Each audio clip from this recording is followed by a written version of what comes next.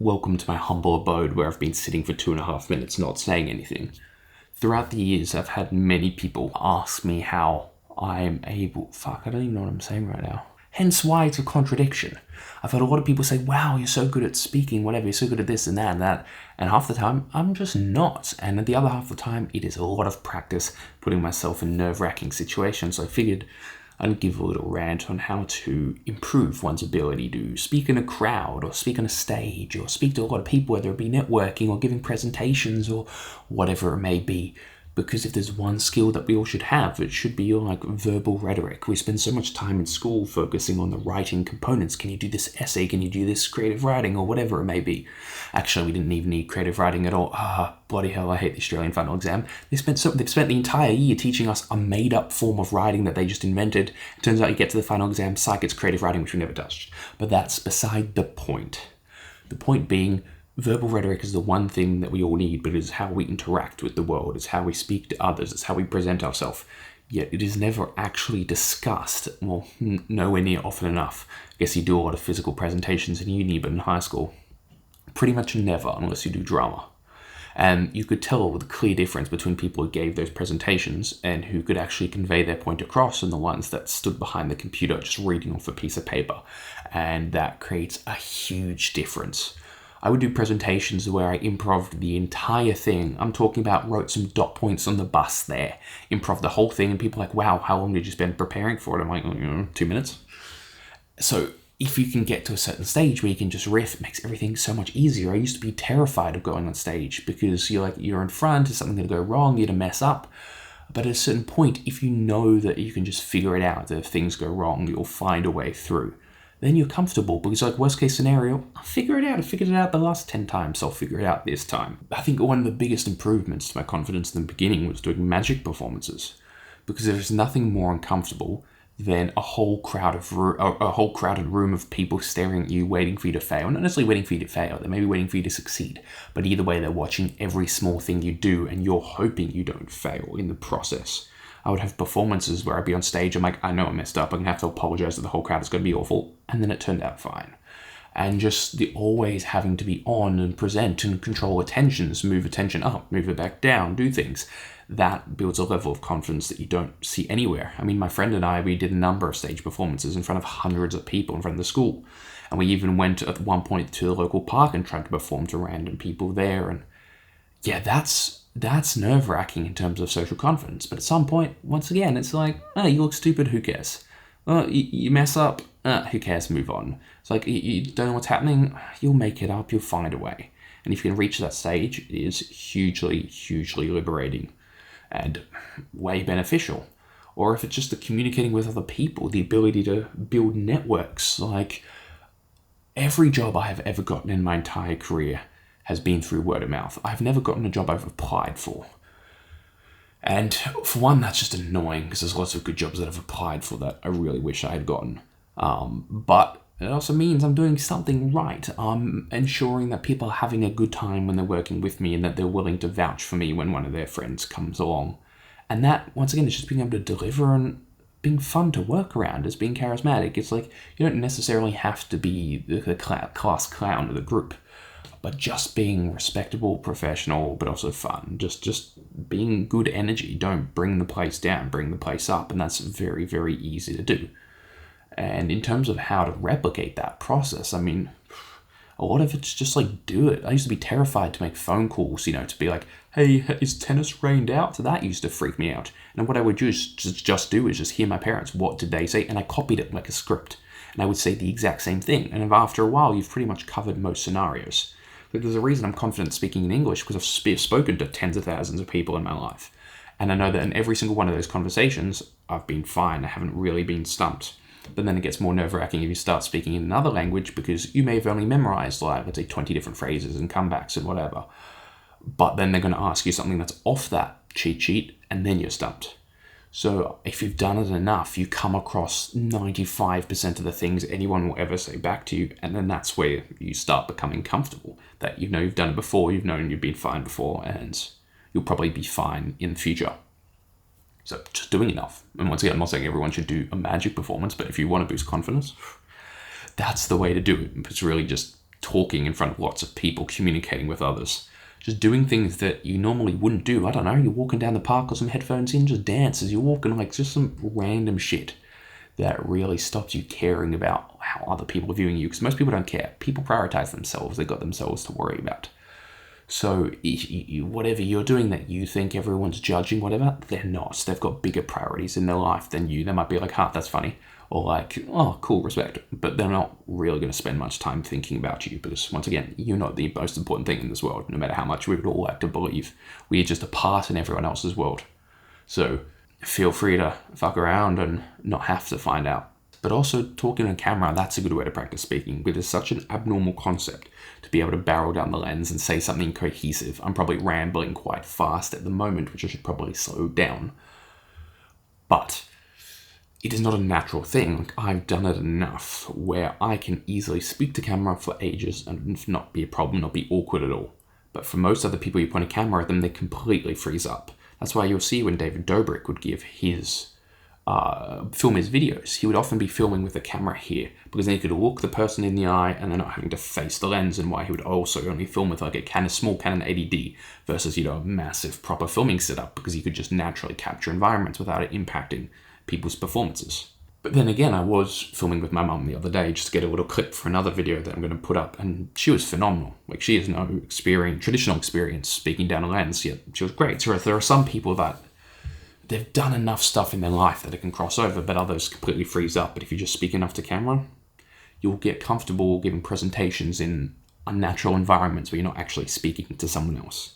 That's why a lot of people in advice say, pretend you're speaking to someone else, pretend the camera is the character.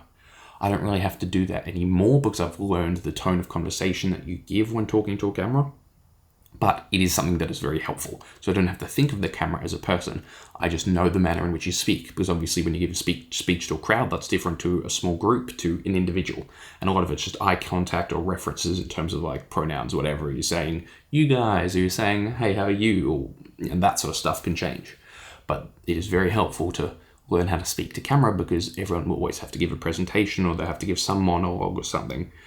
And if you can learn how to do that effectively, capture people's emotions, like, the benefit is tenfold, especially, once again, in a world where you have to speak with people, either in person or online. Everything is becoming personal branding and the ability to convey yourself and personality and character, and that is huge.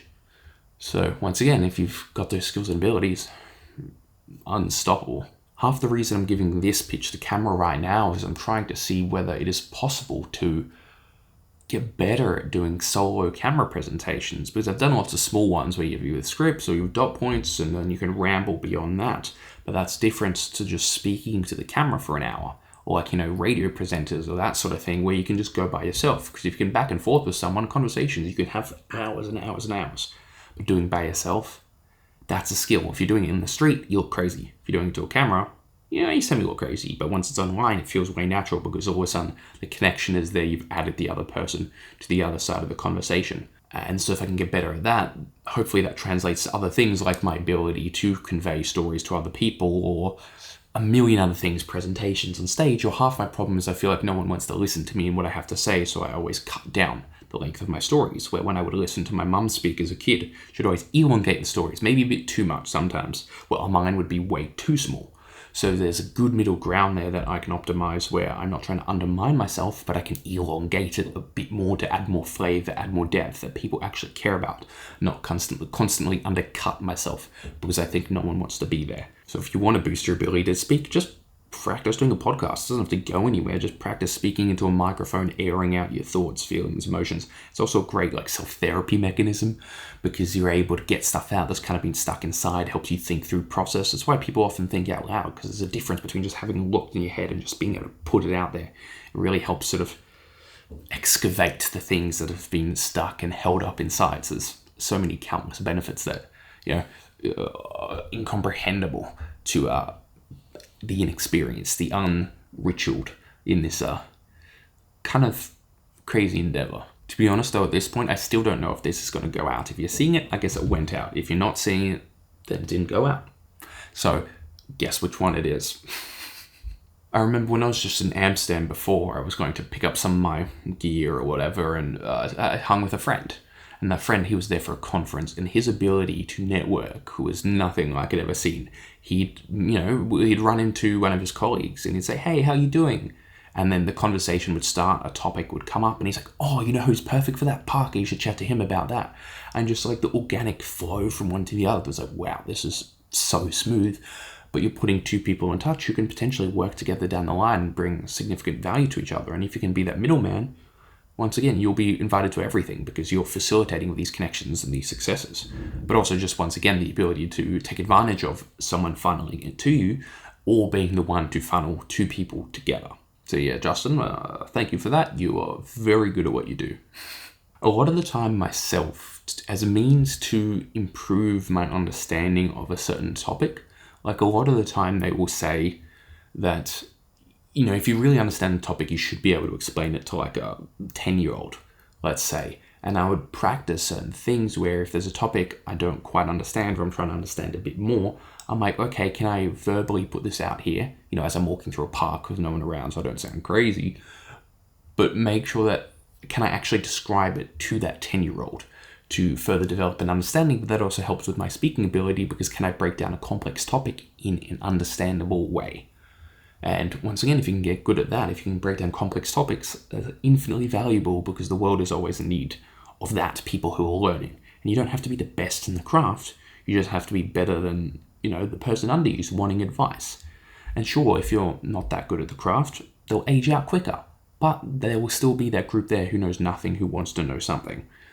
So if you can take complex topics, if you can learn to convey information in an entertaining, engaging, and understandable way, that's a whole nother beneficial avenue beyond just doing presentations or speaking to others that can be taken advantage of. Yeah, my hand there, I think, is probably a bit weird because it's closer to camera, so it looks a lot bigger than what it is currently. One of my things as well is I'd love to do more interviews and discussions with people down the line. I mean, I've already done a ton of interviews on this channel, but it's so fun just being able to speak to knowledgeable, talented people and learn their thoughts and processes and crafts. And if I can get better and better at this and have more opportunities to speak to more and more people and ask questions that I don't typically run into, which I think will be another video I'll create at some point, then you just, for one, having more fun, you're learning more things, everything comes out of that. If you get the opportunity to interview someone, but you ask the basic questions, like I just interviewed Luca, who's about to become the youngest man to travel in every country. If you go, "Hey, what's your favorite country?" It's like, cool, Daily Mail asked him that a couple of days ago. But can you ask him a deeper question than that? And that's where the interesting components come from, and that's where my favorite interviewers come from.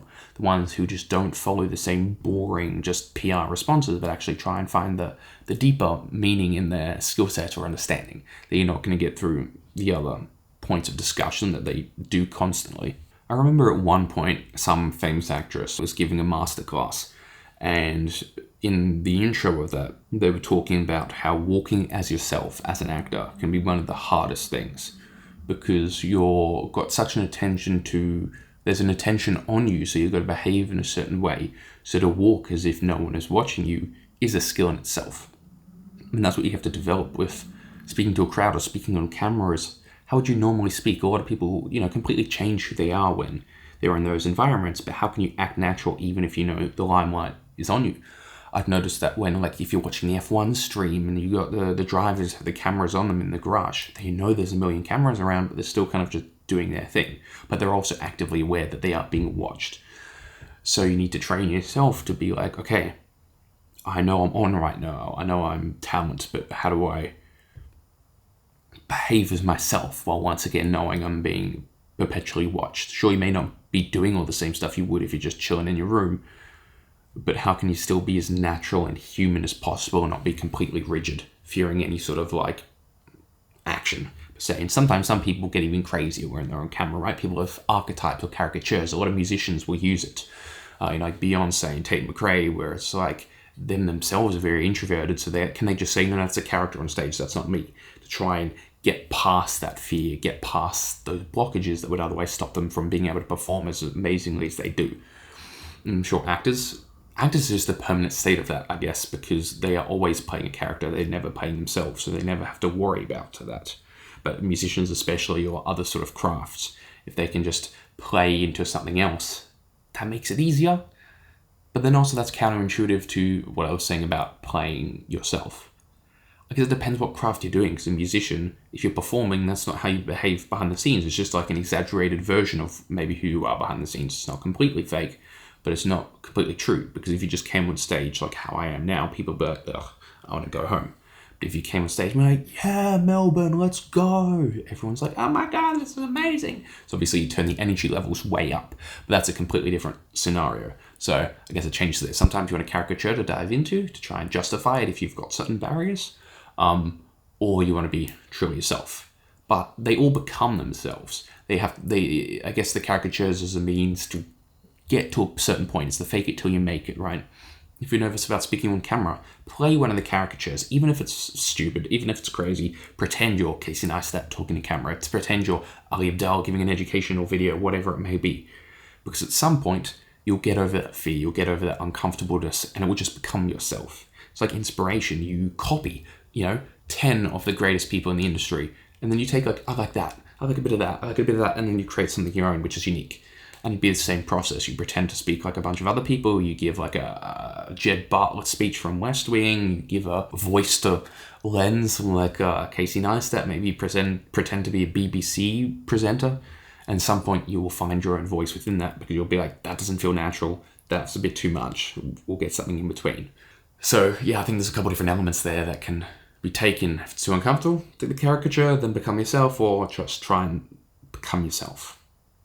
And eventually, you'll figure it out and find a ton of benefits for that. But I think I've been rambling long enough without a script. So let me know how I'm done. And I guess if you've seen this, it turned out all right. And if you haven't seen it, please let me know down in the comments.